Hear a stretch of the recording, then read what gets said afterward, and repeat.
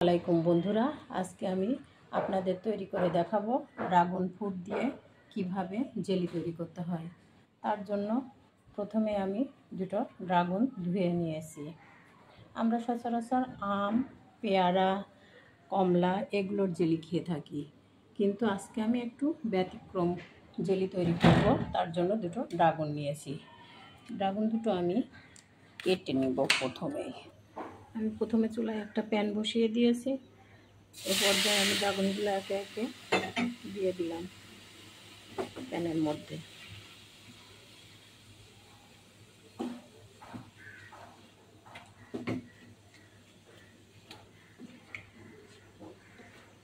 Dragon ফ্রুটের এই জেলিটা খেতে আমার খুব ভালো লাগে।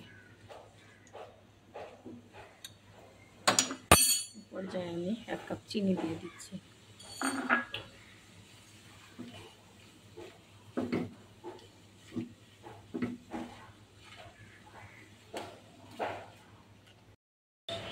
দিয়ে দিলাম।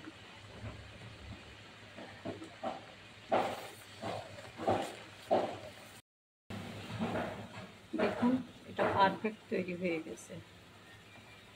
2 মাস পর্যন্ত কাঁচের জারে এইভাবে রাখা যায়, আপনারাও রাখতে পারেন। দেখুন বন্ধুরা, আমাদের পারফেক্ট জেলি তৈরি করা হয়ে গেছে। এভাবে কাঁচের বয়ামে 2 মাস পর্যন্ত আপনারা এটা রাখতে পারেন।